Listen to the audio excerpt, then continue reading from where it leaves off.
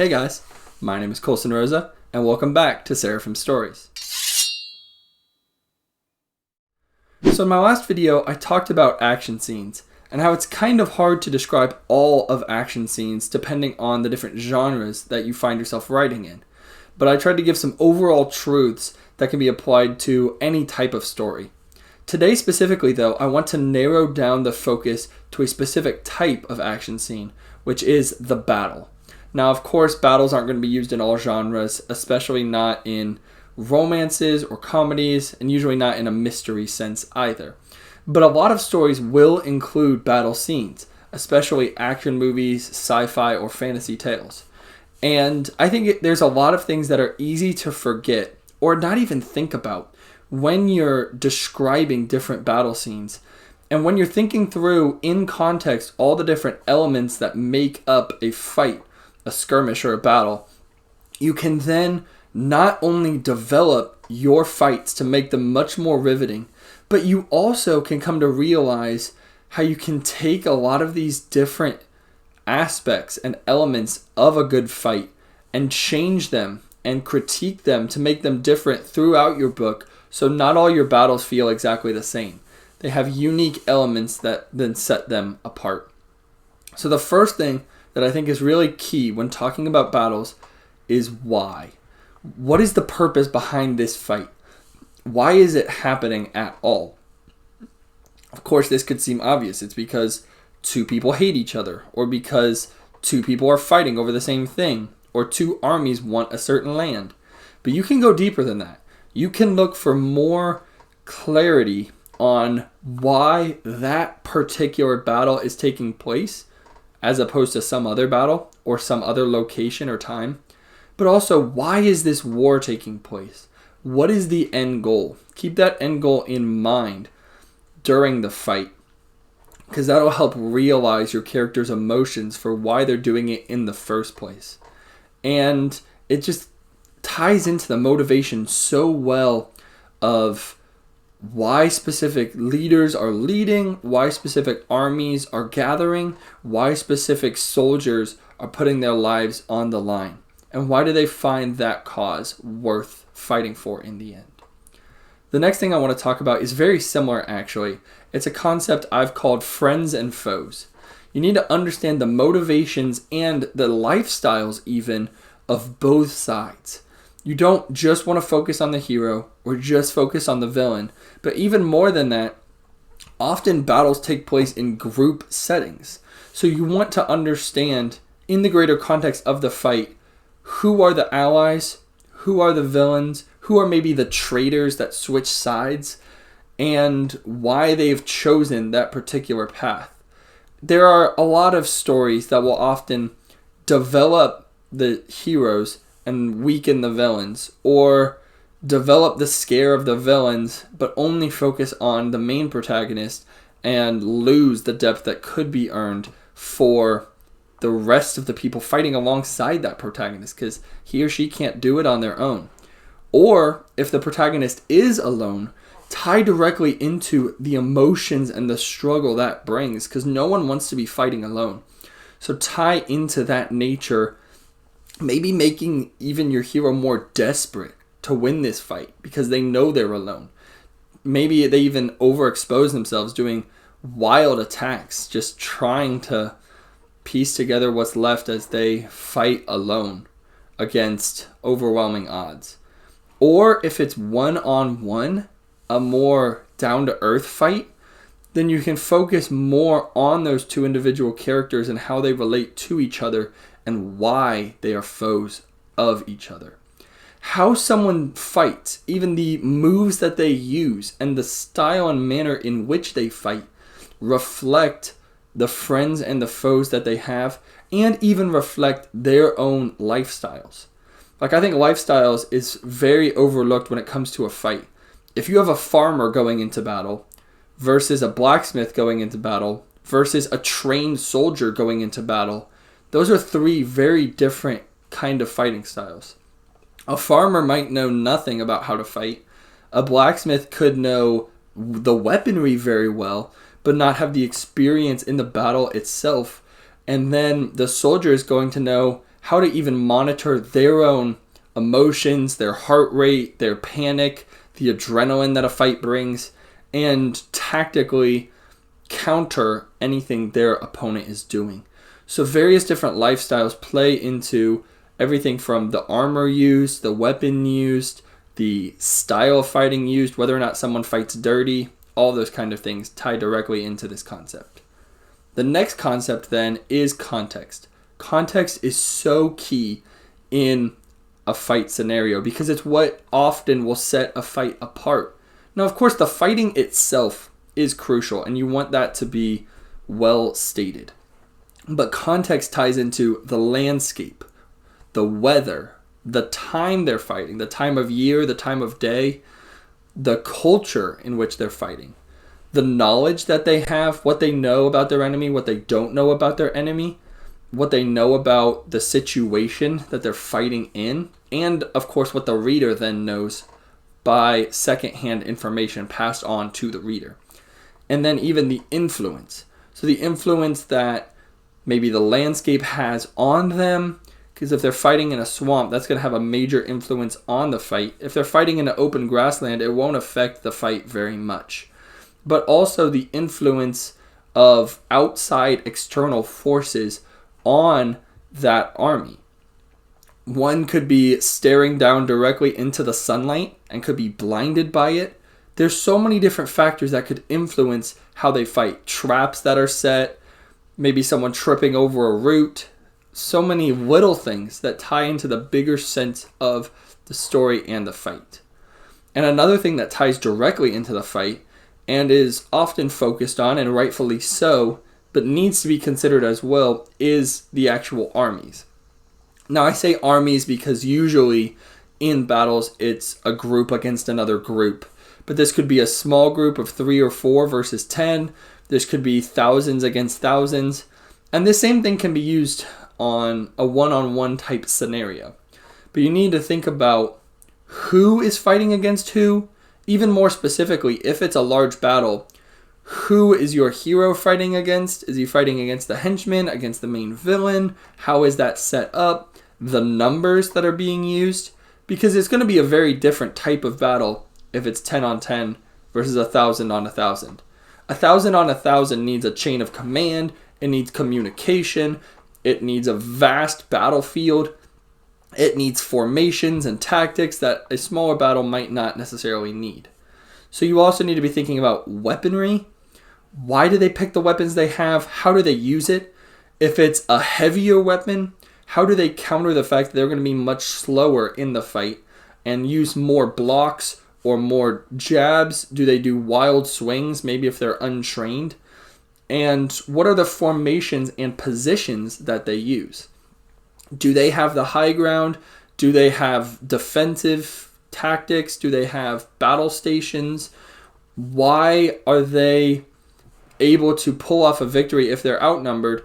Or if they have more than their opponent, how do they use that to their advantage? And you can make both sides win or lose. It doesn't have to be that the hero is outnumbered fighting for his life. It could be that the hero has more actual soldiers than the enemy, but they have to invade a fortress or go through a minefield or fight through traps. And of course, these armies are then based on the context specifically, as we talked about time and culture, of whatever type of story you're telling. If you're telling a World War I story, that's going to be drastically different from if you're telling a ancient Egyptian battle or, of course, a futuristic battle. So you need to understand what was commonplace in that situation, especially if you're writing historical fiction or wartime novel. Now, if it's a different type of novel, you can use your imagination more, but you also want to be realistic and you want to be grounded based on something that makes sense. You don't want a weapon that's super weak early in the book to somehow miraculously be overpowered at the end of the book, or vice versa. You want there to be consistency. The next thing I want to talk about when it comes to battles is thinking about the concept of leadership. Do these leaders rule or reign over their armies through improving morale, through intimidation, Or do they intimidate their enemies instead of their actual soldiers? Have they established a chain of command with lower level leaders that then report to them? Or is your hero one of those low level soldiers, a lieutenant who then reports to the captains or the generals or the commanders? Where's the obedience? Is the army or the team surrounding them obedient to them? Or are they obedient to their leaders? Or is that quickly lost? That's another way a seemingly superior army can quickly find itself losing if all obedience is gone and everyone just runs off and does their own thing in a wild chaos. Where's the level of focus with the leadership? Is the leadership focused on the enemy? Are they focused on their own men? Are they focused on the battle tactics of sneak attacks, surprises, flanking, those type of maneuvers? Where is the focus of the leadership? Are they distracted? And the leaders are dropping the ball, and someone else has to rise up within the army to get the forces together before it's too late. Is there a battle plan? If so, what type of battle plan are we talking about? Is it the battle plan of run blindly at the enemy and hope you kill more of them than they kill you? Is it a battle plan of let's wait them out, let's be slow and steady and methodical and play the long game in this battle and then win it in the end? There's a lot of different plans that can be had, and different battles call for different plans, which makes different battles unique then, alongside all these other things of a unique context, a unique army, different situations. Maybe consider having some massive battles and some small, more personal battles and some medium-sized battles. One that's atop the mountains, one that's in the plains, one with wild fighting where the chaos just surrounds your hero, one with very organized, more civil type scenarios, one with a lot of panic and loss, one with a lot of legacy and triumph, and a battle that's going to be remembered in the history books because of the great victory that's won. There's so many ways to change up your battles and make them distinct. Another thing that can really help with this is thinking about grit. Battles can sometimes be okay if you just take it from a bird's eye view, but some of the most impactful battles that I'm always going to remember are the ones that are down in the dirt, or at the very least, if they start or end with a high-level picture of what's going on in the large scale, they also take the time to focus on specific actions that are raw, with real stakes, intense hardships. So instead of just saying, this army went and fought against that army, and in a day of great triumph, they overcame them. You could talk about how this army came against that army. Our hero was armed with nothing more than a knife and shouldn't have been in this fight at all. He swung and he stabbed, but he couldn't find a way to break through his enemy's armor. It was a massive man up against him with a huge battle axe, and he just felt completely overwhelmed. The man raised his axe. He quickly would have died, completely unprepared for this fight. But out of nowhere, sweeping in from his left came the cavalry, and they speared through the enemy and saved him in the end. Now, a lot of those more unique details that come down to the heart, the first-person point of view, or the specific point of view of some of the heroes, even if it's third person, that gets down in the trenches and really looks at what's going on in the heart of the battle. You should show the hardships. Even if they're winning the fight, hardships are going to come because that's where the tension lies. There's flaws and there's faltering. Address what's really going on in these situations. And then use that to your advantage to show the blood, the sweat, the tears, the dirt, the mud. Even if it's not necessarily that visceral and that brutal, show implications of what happens from the fight. Show buildings destroyed. Show explosions going off.